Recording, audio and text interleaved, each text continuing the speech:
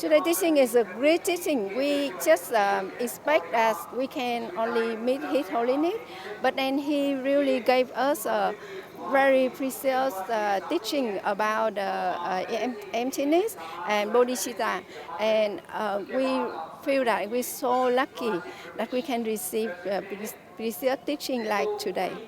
Today's message is for every day.